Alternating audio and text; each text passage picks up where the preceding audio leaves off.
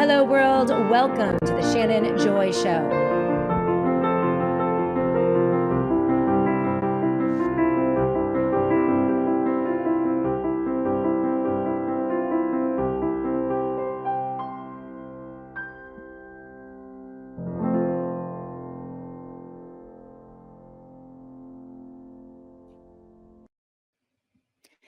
Hello, world, and welcome to the Shannon Joy Show. We're broadcasting live from the Joy Virtual Studio right here in the beautiful Finger Lakes region of New York City. It is so great to be with all of you today.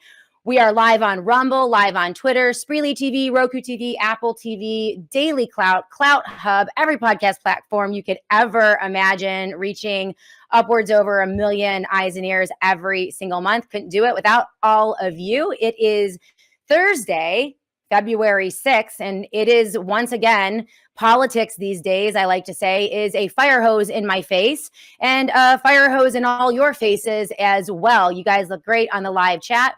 We're super thankful for Annie, who is with us today producing the show, also ready to go on camera.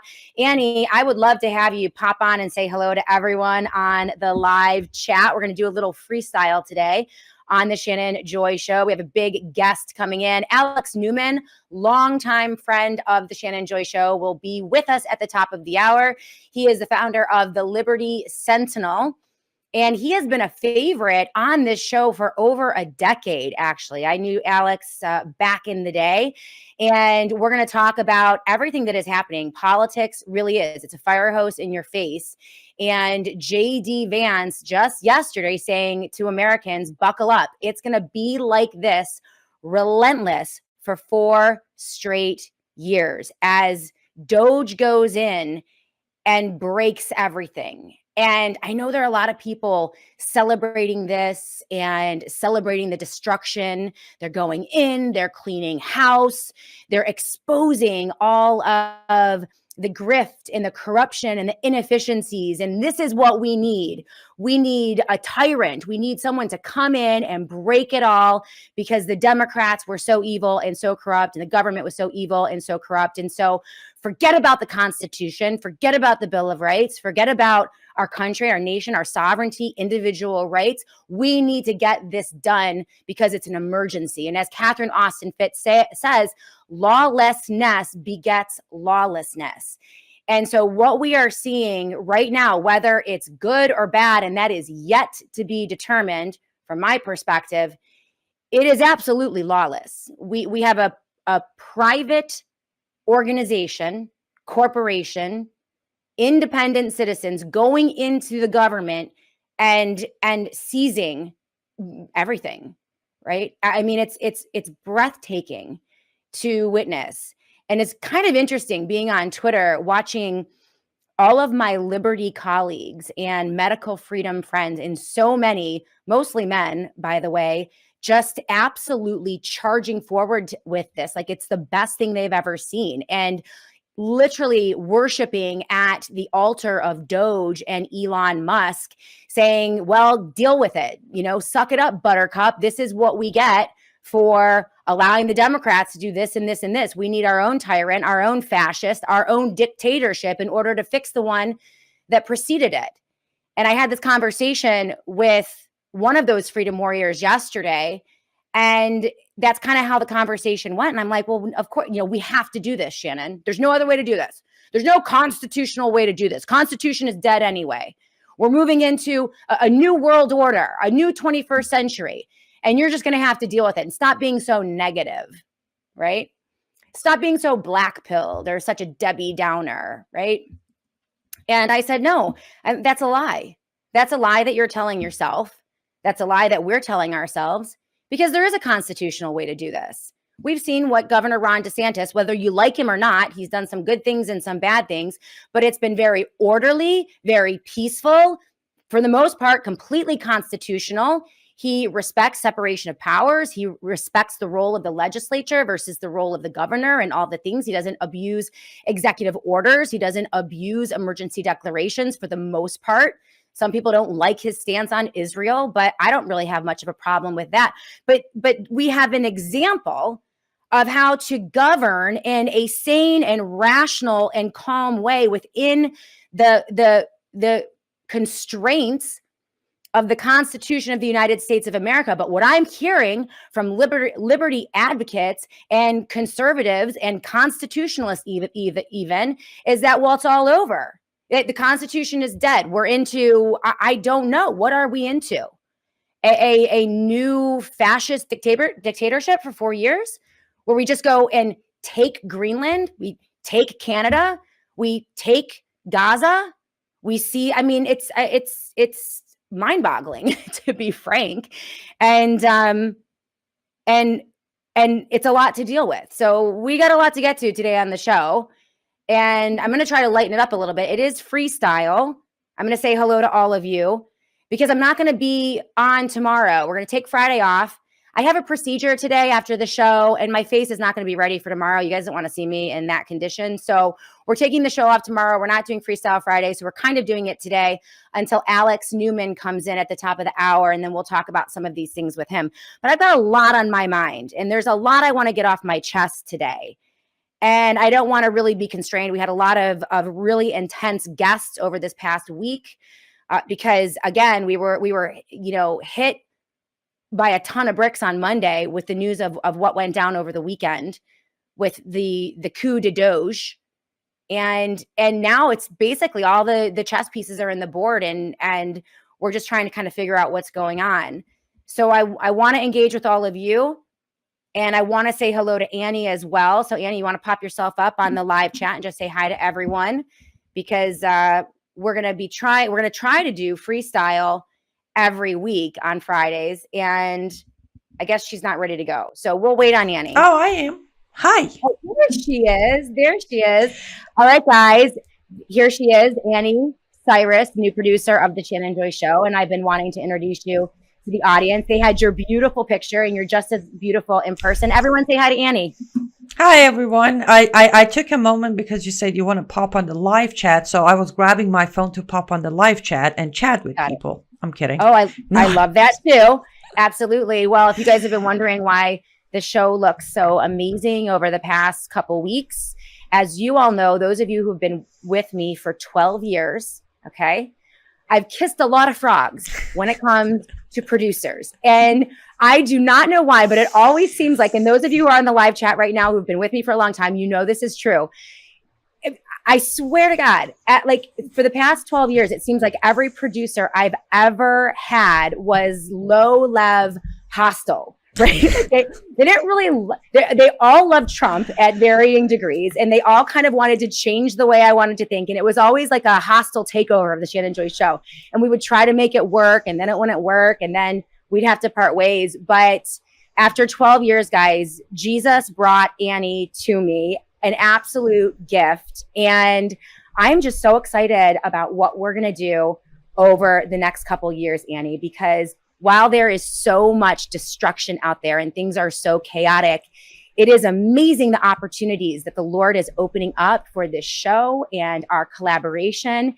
And I mean, when people say, why are you so negative, Shannon? Why do you want everything to fall apart? I'm like, no, I don't want anything that I'm saying to come true because we're having the best year we've ever had in the history of the show. And I'm like, please just give me a stable market and a stable environment and we can continue to grow and thrive and grow the show. But Annie, that has a lot to do with you. And we've been friends for over a decade.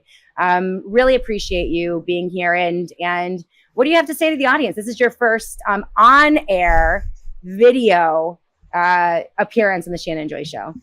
Well, I would say I agree with what you just said about kissing frogs being Trumpsters and all that. But one of the biggest problem is me and you, we agree about probably on 90% of issues. But I have learned that when I'm a producer, it's my job to produce. It is not my job to have an opinion. A lot of people don't. Here's a problem with our country right now. Nobody understands that. There's a handful of people who understand that we need to draw the line. You promoted the best. We can disagree on many things, but if we agree on saving our country, that's all it matters. I'm not going to become your enemy if I don't like your favorite color. But other people don't do that, Shannon. They won't produce a show that doesn't align with their, listen, I have witnessed people go through a divorce after 20 some years of marriage because they come to realize one person changed parties. Are you kidding me? Yeah. That's where we're at. Yeah. So, first of all, it's an honor. As you know, I've been watching your show. I've been on your show 8 years ago, 9 years ago until today. But it's an honor to finally call and say, hey, why don't you produce my show? I'm like, yes, that's awesome. I love doing it. An absolute miracle. And it's just, I feel like I have a partner for the first time in 12 years. And, you know, for some reason, God kept me independent and, you know, those original collaborations didn't work out, but I think everything happens for a reason. And he was saving this for you, Annie. That's the way I see it, is that this was what was supposed to happen. And so we just have a lot of work today to do. And, you know, there's a lot of good news out there.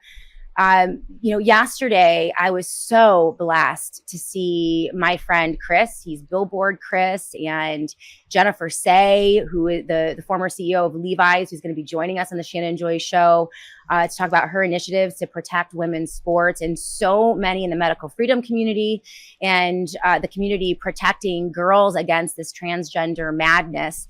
And yesterday to see the executive order banning trans males from competing in women's sports was absolutely amazing. I was so proud of them.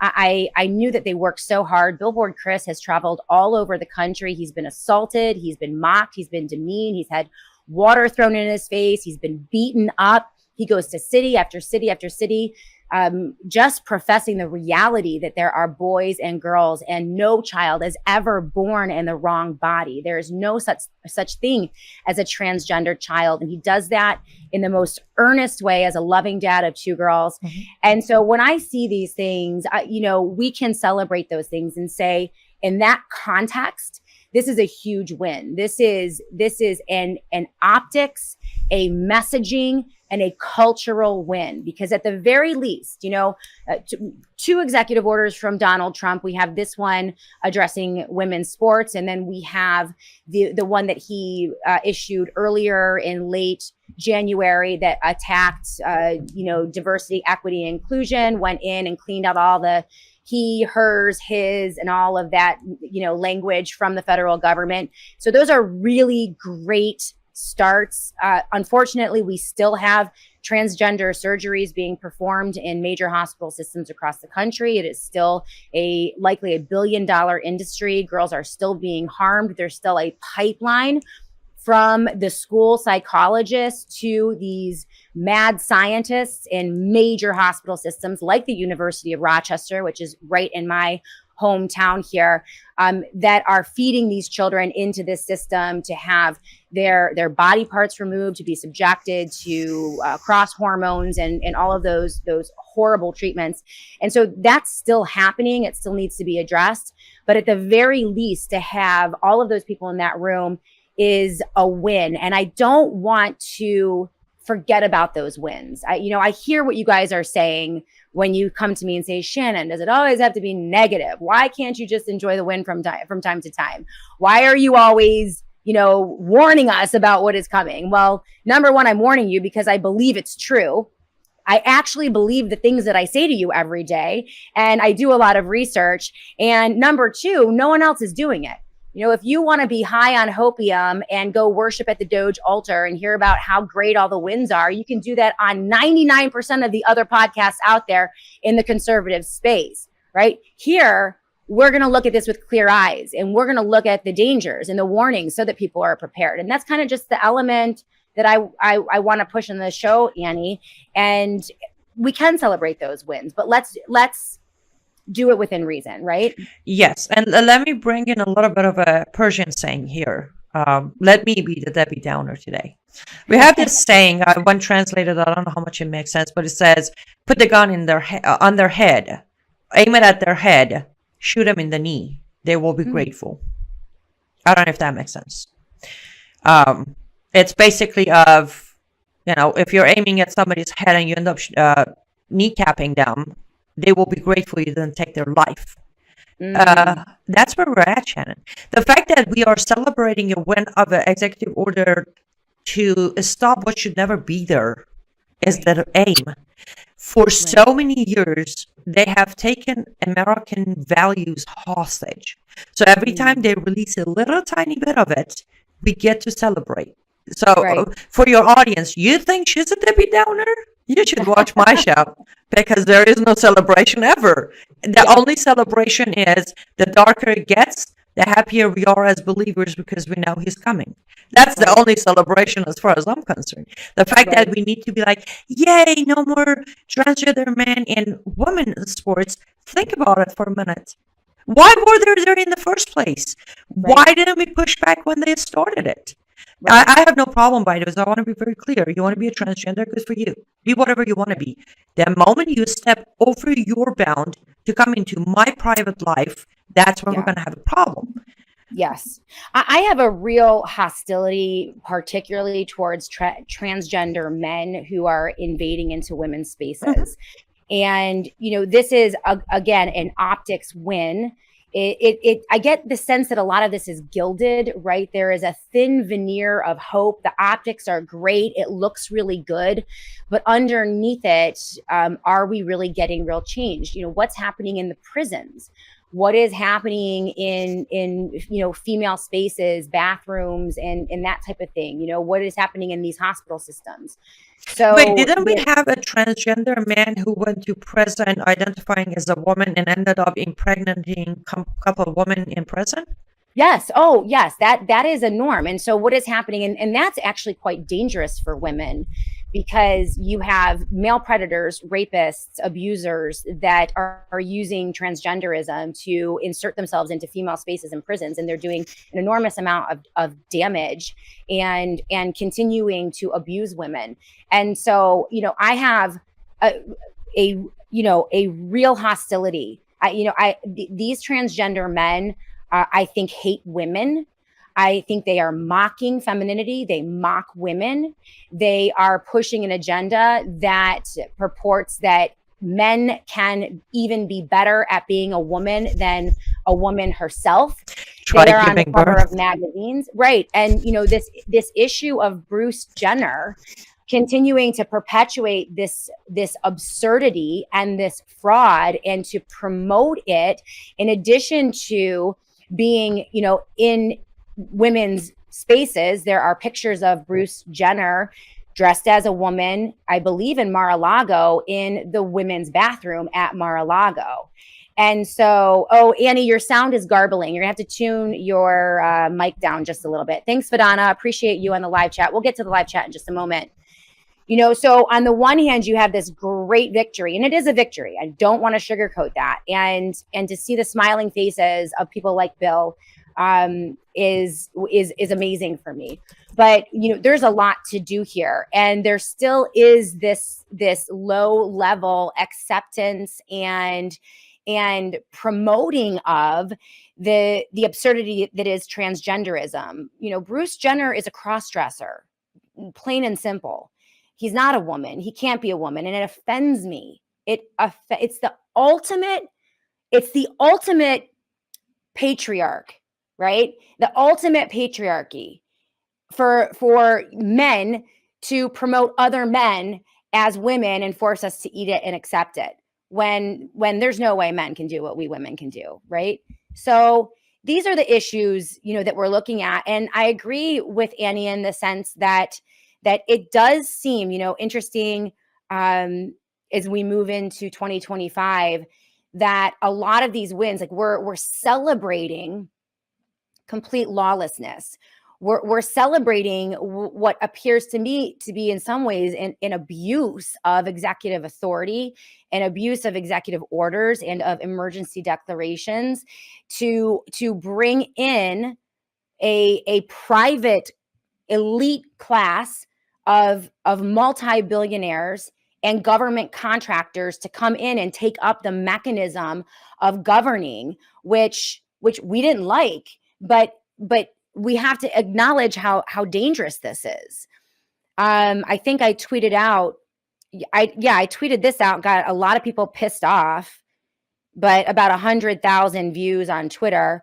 All Trump Musk roads lead to a forced digital ID. It's becoming very evident to me that the DOGE mandate will not reduce the scope of government control. It will simply replace human government workers with AI, with the tech bros. And we can see this if you really push through all of the frenzied headlines and all of the winning, okay, and you look at the federal government size and scope, you have to ask the question after a month, have we cut the taxpayer spending? Have we cut the level of government spending? And how many workers have been removed? How many departments have been abolished in this frenzy of, DOGE efficiency? And the answer is $0 have been cut. The money, the spending is not being cut. And they have not indicated that there is any appetite within the Trump administration or this Republican-led Congress to cut any spending whatsoever. In fact, I believe the level of spending is proposed to increase over, and this is just, the meta-analysis. We also know that it's less than 2%. All the headlines you're seeing about cleaning house and firing all these government workers, it's settling in at less than 2% at this moment. And while there are, tens of thousands that might consider the Elon Musk DOGE buyout, that is a tiny fraction of the federal workforce. And when you take those 20,000 that they fire and send packing and replace those 20,000 with Palantir or a Stargate corporation or some major biopharmaceutical corporation or some private corporation and all of their employees, are we really cutting government, or are we just shifting this to unelected, scrutinized private agencies? Good luck getting information from them. In fact, I think it was Catherine Austin Fitts that told me a few weeks ago the most difficult information in terms of a FOIA, the most difficult information to get is the information from the private contractors that are doing business with the federal government, because there are privacy laws that are deployed. And so this is quite dangerous. This is why I'm not celebrating. I tweeted this out as well. Again, pissed a lot of people off. I don't think people realize how dangerous DOGE is, especially the big squawkers over at Conservative Inc. They seem to think that Trump is dismantling the government, but he's not. He's consolidating it and handing out extreme power to unelected and unaccountable global oligarchs, right? So the billions, everyone's, look at, we need to see this. But, Elon Musk has done a great service. We never knew how much money was going to Hollywood. We never knew how much money was going to the New York Times and to Politico. And oh my gosh, Angelina Jolie was getting $10 million to go and sit down with Zelensky. And we're seeing all these numbers come out, and wow, yeah, that's pretty offensive. But is that anything new? Is that a surprise to any of you? That's not a surprise to me at all. We didn't know the exact numbers, but we knew that was happening. And so the question now is, if all those billions of dollars, and that's great, let's get rid of it. But where are those billions of dollars going now? Or millions of dollars? So we're removing them from Politico and removing them from the New York Times, and we're taking it away from Angelina Jolie, right? And all of the famous movie stars don't get their cut anymore of millions to represent the federal government in the United States of America as part of U.S. aid over in Ukraine. Okay, that's all well and good. Well, where is that money going? We just saved a bunch of money. Where is it going? Well, it's not going back to you, the taxpayer. It's not going back to we, the people. It's not being used to lessen the intrusion of the federal government into our lives. No. It appears that those billions are going to major corporations, to tech bro influencers, AI surveillance and data mining corporations like Palantir, right? So all that money is not being returned to us. It's just being shifted to the new influential model, the influence model. Everyone knows no one listens to Hollywood actors anymore. No one cares what Angelina Jolie thinks about anything. We know that Hollywood is being dismantled. It's moving to Nashville and to Austin, Texas, and to Florida. That's where they're producing movies. And no one listens to actors. We know it's all about influencers. It's all about social media. It's all about those algorithms that we can't even see that influence the American people. And those algorithms are sophisticated and they target you. They collect millions of data points about you and your thoughts and your feelings and where you go and what you think and what you wear and how you do your hair and what you think about your husband, last night and what you're doing with your kids. And they compile all those data points and they use them to tailor political messages directly to you. They don't need Angelina Jolie anymore. They don't need these Hollywood actors. They can create the algorithms that are tailored to you to impact and influence you, surveil you, and control your behaviors, your thoughts. They did that. They've been doing that and homing that technology. And that is Peter Thiel and Palantir and Elon Musk and Neuralink and all of these major corporations. That's where the money's going. Is that better? Gosh, at least we knew the Hollywood people were leftists. We think that these people are our friends. We're worshiping conservatives, Christians, constitutionalists are worshiping at the altar of DOGE and Elon Musk. Elon Musk, the guy who wants to literally put the brain chip in your head. For those of you who really care about, the book of Revelations and end time prophecy, we don't do that here on the Shannon Joy Show because there's so many frauds in that industry and false prophets making money off of that crap, right? But where are you guys? This guy wears a Baphomet suit. He's mocking you. There's a tweet of Elon Musk saying that he would rather join all of the people going to hell because that's where everyone's going. And he's perfectly happy going to hell with them. That was a tweet from 2022. What are we doing as conservatives, as Christians, if you call yourself a conservative or a Christian? So I'm getting hit pretty hard on social media about these things. And the reason I do it, as I mentioned, first and foremost, is because I believe it to be true.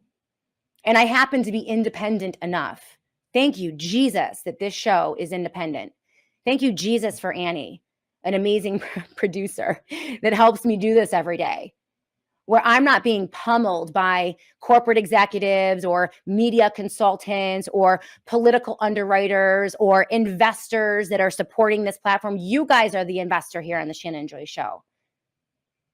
My listeners and my viewers, those of you on the live chat. This video, really explains all of it. I'm going to say hello to all of you in the live chat. Then we're going to go to break, quick commercial break. Then when we come back, speaking of Palantir and where this money is going. By the way, Palantir, their stocks are through the roof. They're raking in billions of dollars in contracts because Palantir, Peter Thiel, JD Vance, and the tech bros put Donald Trump in office. Now he works for them. Okay. Anyone who thinks that Donald Trump is a free agent, that he isn't a reality TV actor is, I don't know what you're smoking. Maybe some weed like Joe Rogan and Elon Musk. But, there are a lot of influencers and influential elements behind Donald Trump shaping what he does. So I think it's absurd and ridiculous to think he's a free agent and that he's actually in there breaking things. What it looks like to me is he's just moving things around. And as he's moving things around, he's just eviscerating our system, our construct, our constitutional system of governance. And by the way, like I said, it's a lie. It is a lie that we have to break things like this in order to set things right. We can see it happening with examples like Ron DeSantis. So that's what we're going to talk about today. Alex Newman is going to come in. I have a two-piece piece that I'm going to read. We're going to look at a video of Alex Karp, the CEO of Palantir, celebrating their takeover of the United States of America with investors. It is chilling. It is terrifying. And it really is the core of what is concerning me about this entire frenzy of breaking things, cleaning house, and draining the swamp. Very dangerous. I have a two-page email sent out by Catherine Austin Fitts about what is happening. That's what it's entitled. And I'm going to read every bit of it to you so you guys know, big picture, what is going on. All right. And I think that she has a handle on it. This is the beginning. We'll look at this in a little bit, but she says, yes, the plan being implemented is highly strategic. The goal is to build the digital concentration camp. Looking through the fog of omnivore, here is what the high-speed building of the control grid looks like so far under Trump, Elon Musk, Peter Thiel, and Palantir, and people like Howard Lutnick as well, and these massive global billionaires. They are building it, and we need to be aware of this. So I'm going to say hi to all of you. Then we're going to go to break. I'll read what Catherine has to say. And then in a moment, we're going to bring in Alex Newman here on the Shannon Joy Show. Green T 369 is with us on the live chat. The algorithms are so strong. I tried to pull up a pro-trans video to show an elderly person so they understood why the kids are dressing funny, and I couldn't even pull one up. So interesting.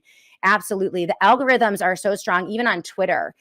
I am very close to pulling off of Twitter and moving to Substack because I feel like Twitter right now is so controlled and it's really attacking my spirit. And I really have a hard time being on it at all, except to go in and kind of communicate a little bit of what I'm thinking. But I am going to be making the move, I think, to Substack at some point very soon, and maybe exclusively. We're going to see what happens with Twitter, at least with my account. That doesn't mean you won't be able to get the Shannon Joy Show on Twitter, but I am seriously consider moving. I think that Elon Musk is that bad. He is that bad. And so we're going to take a look at that. Studio 8424 is with us. We have Mav 2022. We have Melanie with us today. Nautical is on the live chat. Hey, Nautical, it's great to see you. The Biden crime family was replaced with the Trump crime family. Catherine Fitts calls it criminal cartel. And she says it's the Epstein people. She says it's the Epstein network. When she means Epstein, when she says Epstein network, she means dirty money, cartel money, blackmail money, coercive money. And we also know that Donald Trump was best friends with Jeffrey Epstein for almost a decade. That is a buried story you will never hear on conservative media. The intense, close ties between Donald Trump and Jeffrey Epstein. That's a story hopefully someday that will be told, but you're not going to get it on conservative media right now. They're all in the cult. It is mass control. It's mass formation. It reminds me, I'm getting the same sense that I was getting during COVID-19 lockdowns in March of 2020. And when people come at me and say, you know, why are you trying to ruin this, Shannon, by saying, warning, warning, warning, all Trump roads lead to a digital ID and surveillance system? You know, people get mad at me for saying that and pushing that out. And I say back to them, back in March of 2020, when I came in front of all of you, and for those of you who are with me then, you remember this. This was when I was on radio. This was not even a video production. I said to you within days of the lockdown that all COVID roads lead to forced or coerced vaccination. And everyone called me crazy then. And that's when Tucker Carlson was pimping the lockdowns. That's when Rush Limbaugh was pimping the lockdowns. That's when Brett Weinstein was double and triple masking in his home. That's when everyone in conservative media, including Alex Jones, was pimping the masking, selling InfoWar masks. All right. Half of the people now who are in independent media, like Megyn Kelly, were pimping the vaccines to their audience. Ben Shapiro, Mark Levin, Rush Limbaugh. There was one person, not one, it wasn't just me. There were a few, right? But there were precious few who were saying, warning, warning, don't take the vaccine. Wait on the vaccine. I told that to my audience over and over and over, relentlessly for 2 years. In fact, it's the proudest thing I've ever done. When I leave this world, I will be proud of that moment where I was able to tell at least everyone within the sound of my voice and my family and my friends, just wait, please. You can't roll out a vaccine safely in 3 months. It's impossible. It's going to hurt people. Right? So it's the same situation. The same people hammering me and telling me to shut up and why all the doom and gloom and you're an idiot are the same people who are doing that now as I'm warning about the digital prison, along with many more colleagues. Thank you, Jesus. All right. Rothen Walker, Shannon, getting it on social media, take that as a positive. At least people can see what you say and feel the need to disagree. Most of us have zero reach. Thank you, Rothen Walker. I take this microphone and this platform very seriously, and I hope I'm a good steward of it for sure. Liberty says, Shannon Joy, there's going to be a digital ID push no matter who is in office. 100%. Strident Conservative is with us on the live chat. Strident, you're awesome. I featured 2 pieces from stridentconservative.com today, linked in the show notes of the Shannon Joy Show, explaining the digital prison. Really appreciate David Leach and all the work that you're doing. You are one of the original gangsters on all of this. So thank you for everything that you are doing. Studio 8424, thanks for the 30,000 watt Studio 8424 shout out. Absolutely. Absolutely. All right, let's go to break. When we come back, we're going to bring Alex Newman into the Joy Virtual Studio in just a couple minutes, and we're going to look at what he has to say.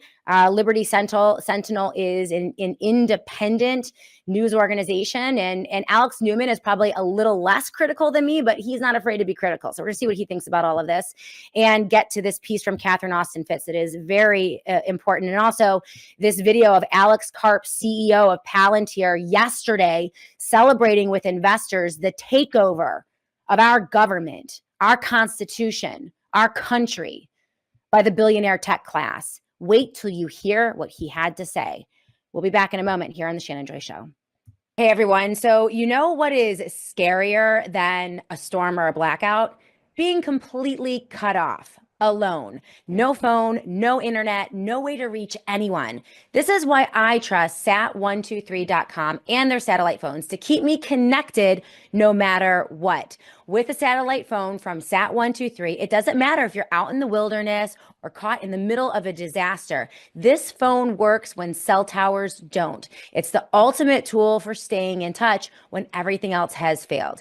Here's the best part. Sat123.com is family owned, 100% committed to quality and reliability, and they believe in keeping you and your family safe wherever you are. Right now, if you go to sat123.com/joy, that is sat123.com/joy, and use the JOY promo code, JOY, for 10% off, you'll get 10% off your entire order, which is a phenomenal deal from an amazing company that supports the Shannon Joy Show.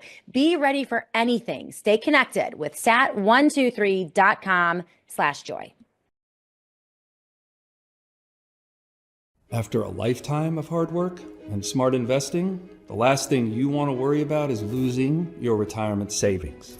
Hi, I'm Paul Stone, CEO of Colonial Metals Group. We specialize in helping hardworking Americans like you take back control of their financial future, safeguard their savings. In economic times like these, millions turn to physical precious metals as a form of insurance, while conventional investment choices face challenges or even collapse. If you have an IRA, 401k, or other type of retirement account, my team at Colonial Metals Group would like to help you build a financial protection plan outlining the most secure future for you. We've put together a free protection kit showing how you can start investing in precious metals 100% tax and penalty free to protect and grow your wealth. You can download it for free now by clicking the button below. Customers, we're very proud to say, across the country have been very impressed by my team's in-depth knowledge of financial history and their ability to listen to you.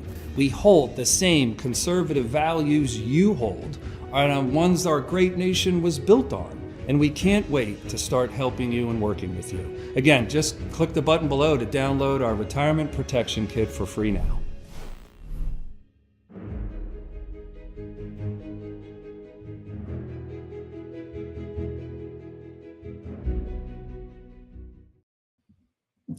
Welcome back, everyone, to the Shannon Joy Show. Yesterday, Greg Manarino was with us on the Shannon Joy Show. First time as a guest. He was hilarious. Really like that guy. Absolutely brilliant. But one of the things he said was that, he thinks that silver is actually one of the most undervalued investments you can make in physical gold and silver. And we talked a little bit about gold and silver yesterday. And, I tend to agree. In fact, I just put in an order yesterday with Colonial Metals Group, again, for more silver, as I'm beginning to shift things around. I'm seeing the writing on the wall. I'm not comfortable in certainly not in Bitcoin or crypto or anything with zeros after it. I really want to get into hard assets and metals particularly. And, that's what everyone, all the bankers and the central banks and the billionaires, they're all going after land and commodities and hard assets. And so you tend to know what's coming when you see that happening. colonialmetalsgroup.com/joy, colonialmetalsgroup.com/joy is the company that I trust for all of my metals purchases. And they will send you a free safe if you let them know that Shannon Joy sent you. It's just go to their website, colonialmetalsgroup.com/joy, so they know that I sent you over there. So looking at the live chat, we have Rick Rocker is with us saying hello, Shannon. Hi, Rick Rocker. It's great to see you. Curtis Bauer's Agenda is with us. I haven't seen Curtis on the live chat. Shannon, your sweater is falling off. Well, it's like a little off the shoulder action. It's like a loose sweater. You do a little off the shoulder to make it interesting. It's kind of on purpose, Curtis. It's crazy. Data 12 is with us. I saw reported today that Trump family received USA money, but I don't know. Of course they did. Of course they did. Of course they did. Let's get to the video, Annie, if you have it ready for me. And in this context, so what is the big picture here today? There's a frenzy of Trump breaking things and draining the swamp and going after efficiency and firing all the federal workers. And we're winning. Look at DOGE. They invaded the Treasury and they invaded US aid. And look at all this valuable information coming out. We never would have known that Angelina Jolie got $10 million to sit down with Zelensky. We never would have known that Politico was getting money directly from this government organization, which we all knew. Okay, that's kind of BS. Of course we knew it. All right, so all that money is being pulled out and it's being put somewhere. And it's not being given back to you. It's going to, and this is what I tweeted out. So all the billions that were going to Hollywood actors and left-wing news companies will now go to tech bro influencers and AI surveillance and data mining corporations like Elon and Palantir. So they get our tax money to influence and manipulate us instead of Angelina Jolie, Ben Stiller, and Politico. All right. And they also get no oversight and they get enormous amounts of power, especially if we are now contracting governmental functions to these unelected oligarchs and tech bros. And this brings me to yesterday. There's a reason that Palantir's stock is going through the roof and they are raking in billions of dollars. Palantir got Trump elected to office. Okay. Peter Thiel and the tech bros put Trump in office. And now they are being repaid. And this is the gleeful meeting. This is a video that is working its way around Twitter. You probably won't see it on any of your favorite conservative constitutionalist websites, but this is what the CEO of Palantir, Alex Karp, had to say to investors yesterday. Alex, as always, we have a lot of individual investors on the line. Is there anything you'd like to say before we end the call? We're doing it. We're doing it. And I'm sure you're enjoying this as much as I am. Let's not talk to analysts about the burden of being right, our burdens of investing in ontology, our burdens of actually looking at the math, the burden of reading what the Rule of 40 is, the burden of being honest about what an enterprise software company is, or the burden of explaining to your friends that you're really happy. Maybe we should just stop talking about it. I'm very happy to have you along for the journey, and you are partners for us. Every Palantirian, we are crushing it. Everyone else who's listening, we are dedicating our company. We have dedicated our company to the service of the West and the United States of America, and we're super proud of the role we play, especially in places we can't talk about. And we love our success in the U.S. and globally. Also, you know, we are doing in the United Kingdom and many other places. Palantir is here to disrupt and make the institutions we partner with the very best in the world, and when it's necessary, to scare enemies and on occasion kill them. And we hope you're in favor of that. We hope you're enjoying being a partner, and we're really happy and very, very focused on what we're doing. Thank you for your time. Thank you. That concludes Q&A for today's call. Okay, so when I say mad scientist with $1 billion and a God complex, I'm talking about people like Alex Karp, CEO of Palantir, Peter Thiel's company that is now contracting with the United States government to destroy the United States government or our Constitution and replace it with something. Oh, and by the way, they'll kill their enemies for them from time to time. This is a private contractor. Unbelievable. We have Alex Newman in the house here at the Shannon Joy Show joining us. And, you know, he is the founder of Liberty Sentinel, a great friend of the Shannon Joy Show, one of the very few voices out there who will raise certain criticisms about this administration. Alex, it's so good to see you. It's been way too long. And I guess I'm just going to throw it right at you. That was Alex Karp. That was the CEO of Palantir, one of those tech bro companies linked up with Elon Musk and the Stargate Initiative and Peter Thiel, who we know funds JD Vance, man, coming in saying, hey, we're here. We did it. We're taking over. And by the way, we'll kill your enemies for you, government. Like I don't know. Like, who are they going to kill, Alex? Like, what the hell? Yeah, it's great to be here. Thank you so much. I really appreciate you having me on the program, and thanks for all that you do. And I've been raising these kinds of concerns for a very long time. We should remember General Michael Hayden, who ran both the NSA and the CIA, did a roundtable discussion and bragged about the fact that the U.S. government was killing people based on their metadata. In my opinion, he should have been arrested right then and there. We still have a constitution that requires due process before somebody can be deprived of their life. We still have the presumption of innocence. We still have trial by jury. And yet now we've entered into an era where people within the bureaucracy, people within private contractors think it's perfectly acceptable to kill people based on things like their metadata, which of course Palantir knows all about. So Shannon, I'll tell you what, I'm very concerned about these tech bros. People forget that the tech bros are the ones who built the totalitarian censorship mechanism that shut us all down during COVID. And they didn't suddenly have a change of heart. So what I think is going on here, Shannon, is Trump thinks he's using these guys. These guys think they're using Trump. I don't know who's right. Maybe they're both using each other. But this is a minefield, and Trump needs to be very, very careful. So there are many within the conservative Christian constitutional crowd, Alex Newman, saying to me, listen, the Democrats were completely lawless. The government is completely lawless. They're totally out of control after what they did to us over the past 4 years. I'm sorry, Shannon, but your little Constitution isn't going to cut it anymore. You need to shut up about the Constitution. This is what we need to do. We have to break things. We have to be bold. We have to do it fast. JD Vance says that we're going to do this relentlessly for 4 years. Know buckle up. What you're seeing in the first 30 days is going to be a fire hose in your face for the next 4 years.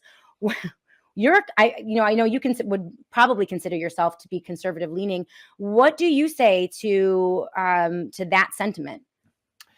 Well, there's a few different ways to look at this, Shannon. And I would say, first and foremost, the Constitution is still the supreme law of the land, and it needs to be respected. And so I think a lot of what Trump has done so far would be constitutional if framed appropriately, right? And I've been making this argument for a long time now. The Constitution is not that difficult to understand. I would encourage everybody to go read it. And I can give you a few simple ideas for where to start. Article 1, Section 8 lists the powers of Congress. And of course, I'll remind everybody, Article 1 also delegates all legislative powers to Congress.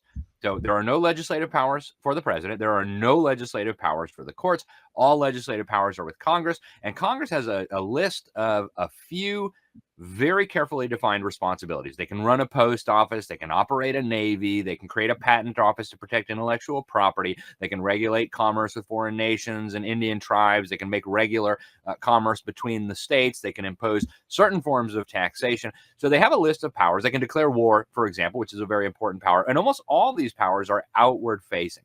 The vast majority of what the federal government does today is unconstitutional. And if it wasn't clear from Article 1, Section 8, I would encourage people to go down to the amendments, look at amendment number 10. It says all the powers that were not delegated to the United States government or prohibited to it by the states are hereby reserved for the states and for the people. So if the federal government's not authorized to do it, they shouldn't be doing it. And I think Trump could make a very good argument that there's no constitutional authority for XYZ program and things like that, and say, we're not going to tolerate that. That's what we should be doing. When you go outside the bounds of the Constitution, that's really dangerous, because then you set a precedent for the totalitarians to use in the next administration. So there's a fine line to walk here between shutting down unconstitutional programs and evil things and violating the Constitution. So I hope we will stay firmly within the bounds of the Constitution throughout this process. Alex Newman is the founder of Liberty Sentinel, and we're talking to him today about the constitutionality of this. I'm looking for this piece from Catherine Austin Fitts, speaking of, well, two issues with the constitutionality. The flurry of executive orders, while powerful and signify some momentum in a certain direction, concern me about the seizure of executive power, or using the declaration of emergency in order to, for all intents and purposes, suspend the Constitution, right? And take a military perspective. Donald Trump, in the signing of the executive order that created the partnership with and in the I guess organization of Stargate, was basically he is declaring an emergency, an energy emergency, right, which is a national security threat, to build football field long, massive data centers all over the country, and I kid you not, attach nuclear reactors to power these data mining bases, to create crypto and also gather ungodly amounts of data and information on the American people, to be run by private corporations. What is that?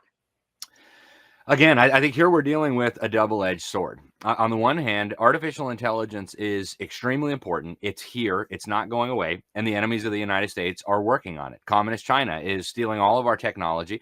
And AI is going to be radically more powerful than nuclear weapons. So, we need to understand this in a military context. This has military applications, I think, beyond what even the most alarmist of us can dream of, right? Do we really, though? Because I'm hearing that. I'm going to press back on you a little bit. Okay. Because it's an arms race.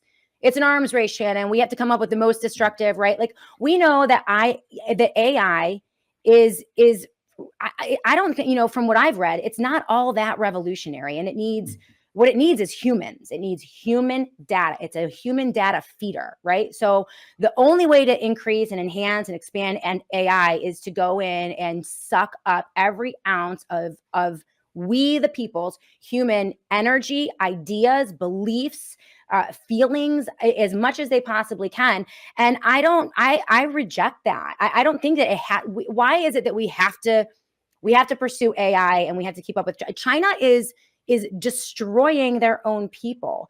It's a surveillance state. So why on earth would the United States of America, just to keep up with them, want to be just as draconian, just as surveillance? Like, I don't see why we have to accept that premise. Well, I agree with you 100%, Shannon. We do not have to accept that premise. I think AI needs to be looked at just like we would look at a firearm, except radically more powerful.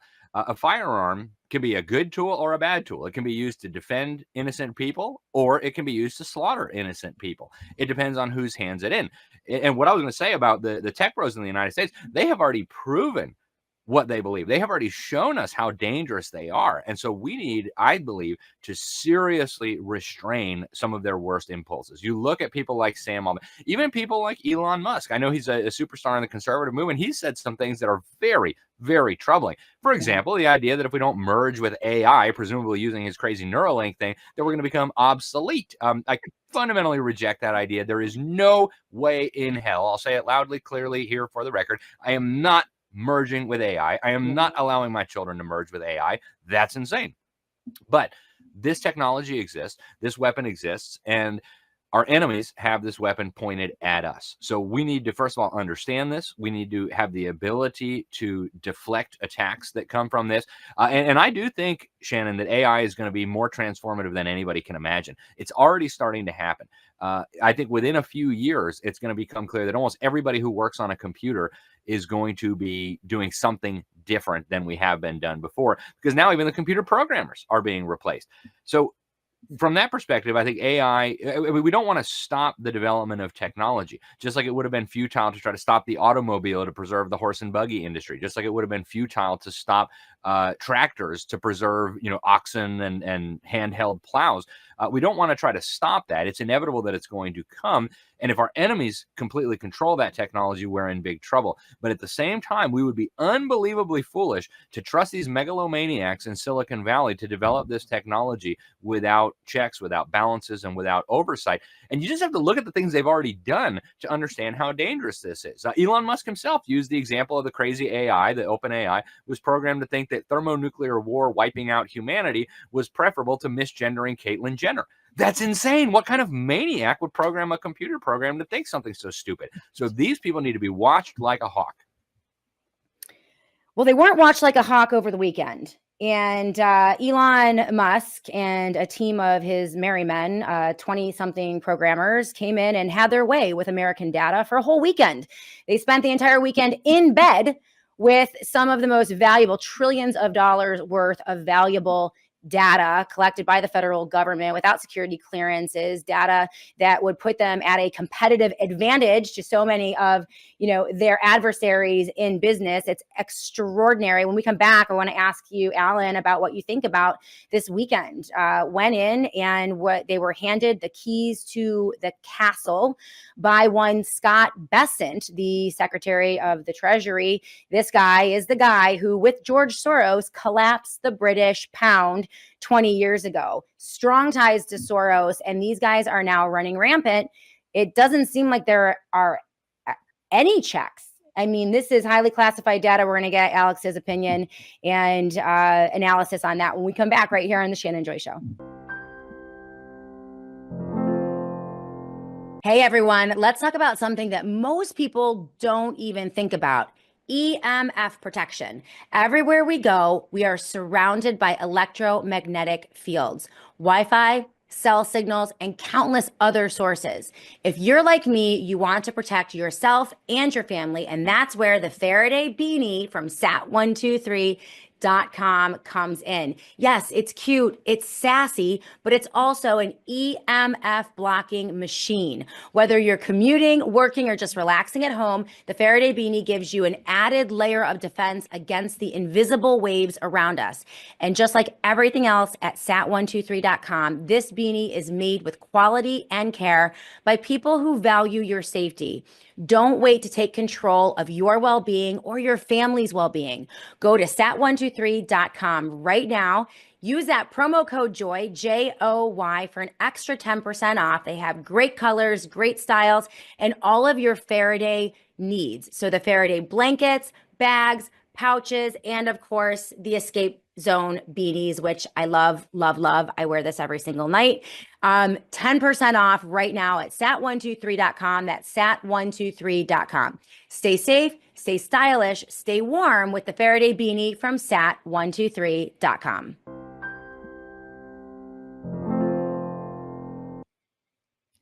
Welcome back, everyone. And this is the satellite phone store, satellite phone. I set it up over the weekend, told you guys all about it. It was really super easy. You just go outside. This is your antenna.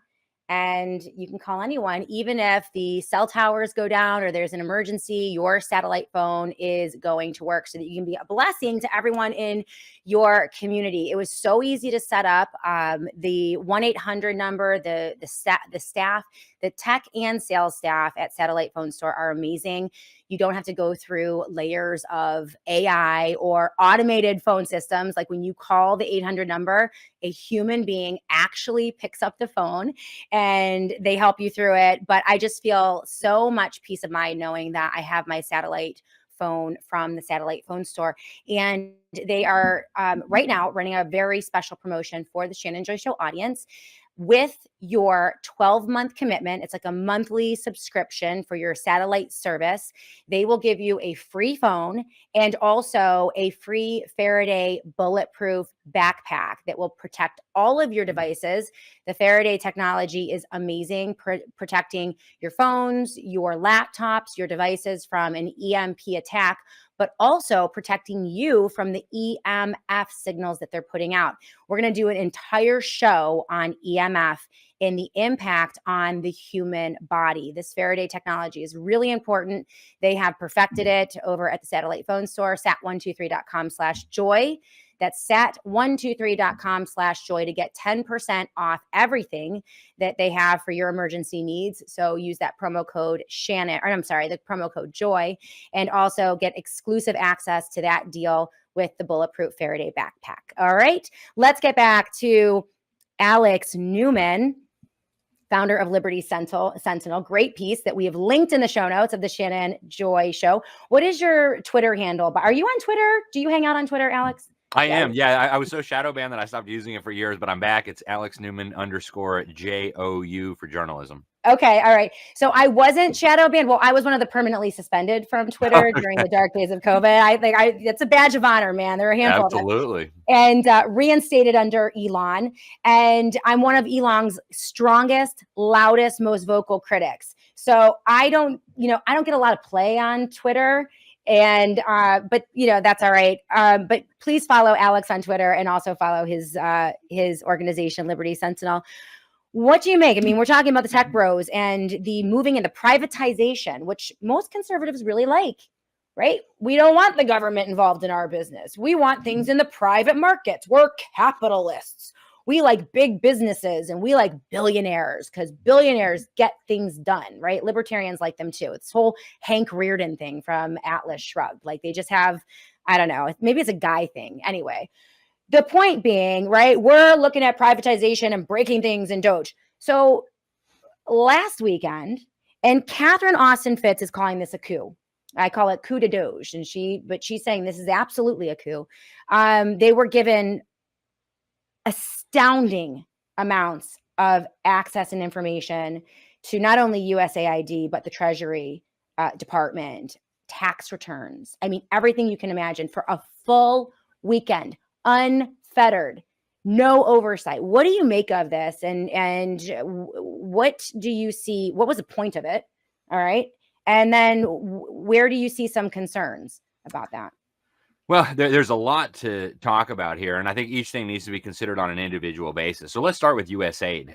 I disagree with Elon Musk on a lot of things. I agree with him 100% when he says we're dealing here with a criminal organization. Okay. This is a front for the Central Intelligence Agency. This is an organization that has been funding revolution and terror and oppression and extremism around the world. And Shannon, this is an organization that has not only been stealing our money from us and giving it to our competitors in the news media space, like Politico, like the other left-wing propagandists for tyranny. It's also an organization that has been involved in building up the censorship apparatus that was used to shut down people like me and you. So they're building up our competitors who are putting out propaganda. They're using our own money to shut us down, to deprive us of ad revenue, to build these conglomerates and really cartels of advertisers to shut down voices like yours and mine. And so I think rather than DOGE, we should have had DOJ going in there. I would have loved to have said, right? That would be constitutional. Why can't we have nice things? No, right.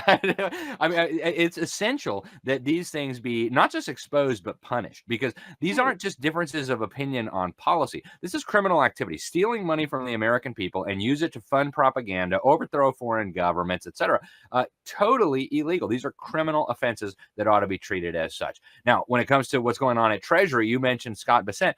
This is one of the people who I trust the least in this administration. He's a member of the Council on Foreign Relations, the Oh, deep yeah. state headquarters. He is, of course, a minion of George Soros, who, by the way, was benefiting from the money USAID was stealing from us and giving to his people.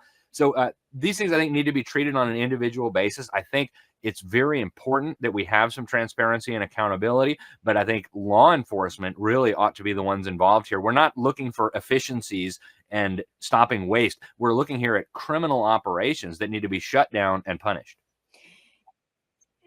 Naomi Wolf did an hour-long talk about what went down over the weekend. And one of her concerns, Alex, was that you cannot put this back in the box. Elon and his team gained access to some of the most sensitive government secrets, sensitive information, and had the opportunity. It is unclear what they did over that 2-day period when they had that access, but had the opportunity to potentially mirror information, to steal information, to alter information. We really don't know what happened. She said it's highly concerning. They have information now on every American potentially, and all of our tax returns. They have the access to donor lists. They have access to their competitors' donor lists, their competitors' tax returns. You know, how do we put this? I feel like it's just, I mean, it's just washed right over. I feel like it happened. It was tectonic in the implications. And now it's like, oh, we're moving on. I mean, you don't really think that they're going to have scrutiny, right? You don't think that Trump is going to scrutinize this, do you? Well, again, there's several facets here to consider. And one is, why does the Treasury have all this sensitive information on every American taxpayer? It's ridiculous. There's absolutely no reason that American slaves should be sitting there for weeks on end, filling out every little detail of their financial life. How much interest did you pay on your mortgage? This is crazy. This is not what free people should be doing. The government shouldn't have that information. Americans shouldn't be asked for that information. And it's very concerning that anybody has access to that. Elon Musk or Donald Trump or Scott Bessent or Barack Obama or Joe Biden, they have abused this for so long. Even if it was legitimate and a good idea at one point, it has clearly now been proven to be a total disaster. So I think the real solution here is we need to think big picture. We need to think systemically. Americans should not be handing over this information to the government in the first place. If this information is misused by people who access it, and that's been going on for a long time. It was happening under Joe Biden. Those people need to be severely punished. Now, when it comes to going into some of these other agencies, if that information is being misused by investigators, I think we have a problem. And I really don't know that DOGE needs to be the organization leading this. I actually even have some problems with the idea of efficiency. I always remind people, imagine if you got all the government you were paying for. Imagine if those 2 million bureaucrats were actually doing their job. You couldn't live in this country. It would be a total disaster. The economy would implode. So we should thank God that a lot of these people are, messing around on Wikipedia pages rather than terrorizing Americans. But, we do need to have transparency on what's been going on here, Shannon. And frankly, on this issue of classified information, I know a lot of people are sounding the alarm about that. A lot of what is classified because the deep state doesn't want Americans to know what evil they're up to. So there needs to be a really serious review of what has been hidden from Americans under the guise of national security classifications. But here's the problem. And the same with the Twitter files, right? Elon went in, took over Twitter, gained the Twitter files, and then released what he wanted to a select few journalists that gained access. So Elon owns all the cards. Yep. We don't know what he got over that weekend. And now he gets to selectively report it back to us to outrage us, right? He's super mad about all the money that went to the Hollywood actors. Well, where is that money going? I would say that Palantir would say, hey, you know what? They shouldn't have all your information at the U.S. Department of Treasury. We're just going to collect it. We're just going to partner with the government, with Palantir, and you don't have to fill anything out. We're going to know everything you do through AI and surveillance, drone technology, exactly what Palantir did to the J6ers that were scooped up in the dragnet of the drone technology that used facial recognition technology to crush Donald Trump supporters. You know, I feel like we have a fox in the hen house here, that every time we have a problem, they're going to come in with their AI tech solution, and conservatives are just going to bow down and worship. That's all I'm seeing, Alex, among all our friends, is just sycophantic bowing down and worshiping of the DOGE and Elon Musk like he's some kind of God king. Yeah, and I'm very glad that people like you, Shannon, and people like Naomi Wolf and others are asking real questions. I said this right at the beginning when Trump was elected. All right, look, now it's time for all the people who've really been supporting him in the alternative media to do their job as journalists, to ask serious questions, to hold people accountable. Trump is not a god man. He is a human being who is fallible, who's got people around him, some of whom are, I think, very, very nefarious. So we need to be asking these kinds of questions. We need people in the media holding accountable. And to your point about the public-private partnerships, that used to be called fascism. Right? It used to be called, really, when you have, that's how Benito Mussolini defined fascism, a merger of state and corporate power. So we need to be very, very careful here. Now, we don't want government itself building roads, right? It makes sense to hire a contractor to go out and build the road and maintain the road because it'll be more efficient. But we don't want to hand over so much of the government to AI and big tech companies that we lose democratic accountability, that we lose constitutional safeguards, and that we create a system where mega government and mega corporations are now in an alliance against the people. So we've always got to be mindful of that. We've always got to be careful of that. And it's good that these questions are being asked and that these things are being raised. I appreciate you and everything that you are doing, Alex. Catherine Austin Fitts, moving on to the this merger of government and AI and tech, and what appears to be their larger goal, which is, as Catherine would say, a mandatory or coerced digital ID connected to some type of social credit or some type of credit system, right? Because as they get rid of the human elements of government and they bust up these bureaucracies, they're going to have to figure out how to tax us all and surveil us all and what your disbursements are going to be. And so she's very concerned about this being really the central focus. This is what she wrote. I'd like to read just a statement that she put out on Twitter in response to Brett Weinstein, and get your response. Brett Weinstein was a freedom fighter during COVID lockdowns. Now he is super stoked about DOGE and Elon and this new kind of fascistic takeover of the American government. He said to Catherine, no. And he's gone after Whitney Webb as well, who's done some very good reporting on this, along with Mark Goodwin and a few others in independent media. He said, no. This is a peaceful transfer of power occurring at the will of the electorate. It feels like something more because we haven't seen it happen in more than 60 years. It's unfamiliar and profound because the prior regime was so dastardly, and I have that cut out, or was so thoroughly entrenched. And Catherine, and this is in regards to what happened over the weekend, with DOGE. And Catherine replies this: looks to me like control, because he's saying it's not a coup. A coup did not occur over the weekend. And she said, looks to me like control over fiscal policy has been moved from Congress to the central bankers via a method that gives the largest donors, Peter Thiel, Palantir, Howard Lutnick, the tech bros, who you name it, direct access to private data of citizens and people and enterprises with contracts, including competitors of the private donors. I call that a coup. If you can tear up the Constitution when you feel like it, and then it will not be there to protect you, then it will not be there to protect you either. This is the next big step to implement the control grid, with Stargate bringing in the Internet of Bodies. Which will be Larry Ellison's nanoparticles or Elon Musk's mesh network in the back of your head? Is this your vision, Brett?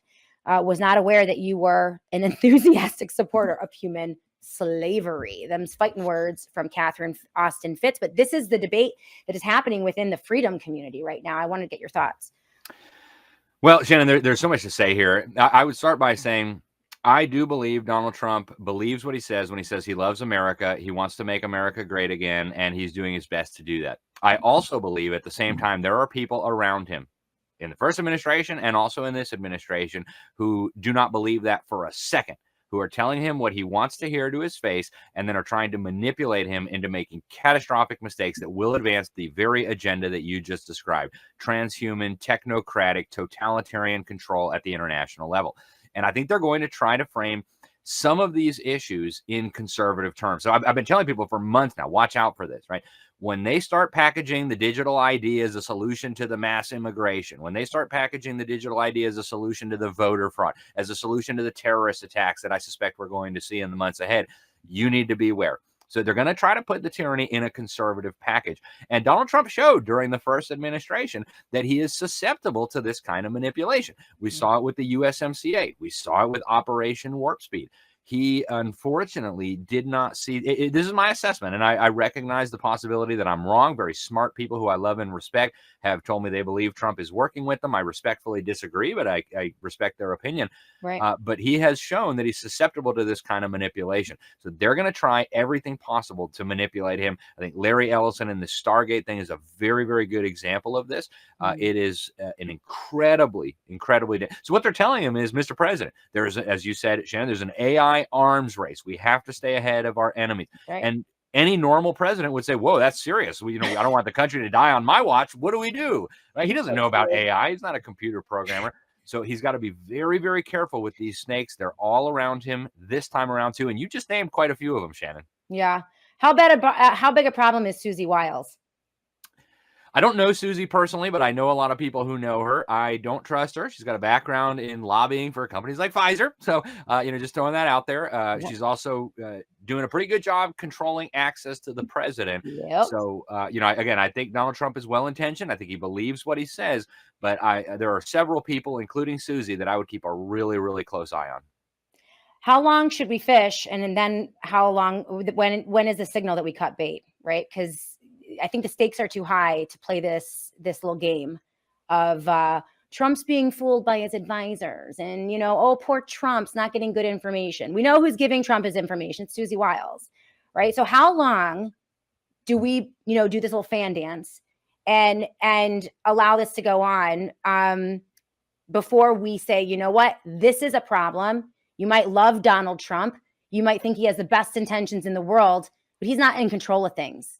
He's not the guy. He's not the guy. We've got a much bigger problem. Houston, we have a problem. We have a constitution and a country to save. What would be a signal to you that it is time now to mobilize this community and move in the other direction? Well, I think, again, Shannon, this isn't probably the answer that you want, but I think we need to take things on a case-by-case basis. He has done a lot of good things in the first few weeks. I know a lot of the people who are working at a high level in his administration. These are great people. I would trust my kids with them. These are people that I've known for years, and they're doing really, really good things. So you look at some of it, like the climate change is one that I've followed closely. I've been going to climate summits for 15 years. He just drove a stake through the heart of this scam, even though he's got a whole bunch of the climate nuts around him, like Elon Musk and Howard Lutnick and Lee Zeldin. So I think we got to take things on a case-by-case basis. When he's wrong, we must speak out loudly and clearly. We must urge our members of Congress to oppose. When he's right, we should offer him our support. Is there a moment where you would say this is a problem? Operation Warp Speed killed my dad. So it's a personal issue for me. My dad took the injection because Trump and Fox News said to. And so it's a personal issue for me. My dad was killed by the Pfizer vaccine. He never would have taken it if it hadn't have been for Trump. So it's a personal issue for me. I believe Trump was deceived. But on that issue, I opposed him as much as I could. On USMCA, I opposed him as much as I could. And I think that is the reality that we live in. He's a fallible human being. I think he does ultimately oppose globalism and want to restore America, but he, like anybody else, is susceptible to manipulation. And what we've seen, Shannon, is that he is actually listening to people. When he nominated that lunatic in Hillsborough County to serve as the head of DEA, his supporters said, wait a minute, that's the guy who arrested a pastor for breaking COVID restrictions. And Trump said, oh my goodness, that's crazy. I didn't know that. You're fired before you're even hired. So his supporters, even the people who love him and work really hard for him, need to be honest, need to speak out when he's wrong. We all depend on us doing that. But I don't think we throw the baby out with the bathwater. I don't think he is playing us all for fools. I think there are people trying to play him and all of us for fools. So keep your eye on him. Speak out when necessary, but I don't think he's some evildoer playing some massive deception on. I recognize I could be wrong, but I don't think he is, Shannon. I don't think he is either. I think he's just a reality TV show actor. He just does what he's told. I mean, because we don't have access. What I worry about is entrenched powers becoming more entrenched and separating him and isolating him more and more and more to the point where he doesn't know what's going on. He's told what to say. He's told what to do. And we have the equivalent of a coup d'etat. We have a takeover of our government mechanisms by an illegal group of global oligarchs and tech companies, and they control everything. That's what I'm Shannon, this was going on before him, though. I mean, look at the CIA contracts with Jeff Bezos and Amazon. I mean, this stuff has been going on for a very long time. This is but it just could be worse. Continuation of that. Well, what we've seen, at least during the Biden administration, we had a robust conservative media that pushed back all the time. When Trump is in office and he's controlled, you have the false sense of security and safety. And you think because he's your guy, it'll be a nice digital ID. It'll be a nice central banking digital currency because Trump put it together. We don't need a constitution. Who needs a constitution? When Trump's in office, he's going to save us all. Like, this is the danger. This is the real danger. And we did that. We held our nose. We sucked it up. We didn't fight back in 2020 after Operation Warp Speed. And look how many millions of people it killed. It was because there was no Rush Limbaugh. There was no Mark Levin. There was no Sean Hannity. They were pimping lockdowns and masking and vaccines. Tucker Carlson was hopping in his car, driving down to Mar-a-Lago to convince Trump to do the whole lockdown, himself. Right? So Trump doesn't move unless the people around him move him. If we don't have voices around him to move him, we're screwed. Yeah. Well, I think you raise a very important point, Shannon, and I know your viewers understand this, but we absolutely need more people in the alternative media, the people who were speaking out during Joe Biden, to play the traditional role of the media, to be adversarial, to ask tough questions, to speak out when it's appropriate. We don't need a cheerleading squad. We've got plenty of that already. We need honest journalists to dig out information, bring it to the American people, and then make good decisions. Now, if I become a dissident, like, the loyal opposition, is Alex Karp, the CEO of Palantir, going to drone me? Is he going to drop a drone over my head? And because clearly I'll be I guess I'm one of the, I don't know if there are any real critical voices, on our side of the aisle. Am I going to have to join the Democrats? Am I going to have to go and protest the takeover of Gaza with, this is crazy to me. We need more independence, like you. And I appreciate your balance and your perspective. I really do. I mean, I think it's important to have these discussions, and I don't want to be I feel like I've got to be the girl who's constantly negative. And everyone's like, why are you so negative, Shannon? And I'm like, well, because no one else is. Who else is going to do it? Apparently, I'm the only one that is willing to stick, because you do get smashed. I mean, MAGA and the bots and the trolls will smash you. And I think that's why a lot of conservatives don't speak out. Yeah. And I think that's very dangerous, Shannon. I'm very glad that there are voices like yours who are willing to take the heat, because these questions need to be asked. And we saw in 2020, it's just brilliant analogy. We saw what happens when the conservative movement doesn't speak out vigorously enough. It is absolutely essential. And so folks out there tempted to bash Shannon for not being pro MAGA enough, we need people like her to bring to light the things that shouldn't be happening, to shine a light on those. It is absolutely critical. So I appreciate you so much, Shannon. I'm very thankful for what you do. I appreciate you too, Alex. And you've done such great work over the years. One of the most consistent. You might not always agree with Alex, but he is very consistent in all of his positions. That's what I look for in the contributors here on the show. And I would love to have you back on a regular basis to be honored to come. Yeah, to give that perspective, which I think is really, really important. So the libertysentinel.org. In fact, you're doing it right now. You are holding Trump accountable on a Department of Education pick. That is the headline on your piece right now. You want to tell the audience a little bit about that before I let you go? Sure. So the Deputy Secretary of Education nominee is a disaster. I mean, he just goes perfectly with what we're talking about here. Right. To give you some perspective, I'll just tell you one thing she did during the highlight of her career, serving as Commissar of Education in Tennessee. She proposed universal wellness checks on every single child in the state every month to interview them without their parents about their vaccines, their mental health, their stress levels, their dentistry. This lady shouldn't be anywhere near political power, and yet she's been nominated to serve as Deputy Secretary of Education. I'm hoping that's going to be pulled very soon. All right. Very good piece at Liberty Sentinel. And make sure you're following Alex Newman on Twitter as well. Thank you so much, my friend. Good to see you. Thank you, Shannon. You as well. All right. That was Alex Newman. And again, another long-term friend of the Shannon Joy Show. He was one of my first interviews many, many years ago when it was just when the Shannon Joy Show was just an audio show. So always really great analysis from Alex. And as you guys know, I want to be challenged myself. I think that we need to be free to have these conversations and these discussions and not suppress this discourse. And so I really appreciate people like Alex willing to come into the Joy Virtual Studio and have that debate. Many will not, just so that you all know. Many on our side. It's weird right now. It's weird. Studio 8424. Listen, I love you. I love you. People have different ideas about these things. When Alex doesn't, you say Alex damn well knows better. I think people have different experiences. They have different sets of input that they're looking at. They have different life experiences. They're talking to different people. And there are people who I vehemently disagree with. I don't think that most of them are really bad people and that they know better. I think that for the most part, they honestly believe what they're saying. And maybe they're a little more hopeful than I am. Maybe they're not seeing things exactly the same way. Maybe they're waiting. Maybe there are other contributing factors. But I think that his voice is important. I want to hear people who disagree. I think more conversation is better than less conversation. And you can't, strident conservative, how do you know Trump sincerely loves America? Well, that's a great question.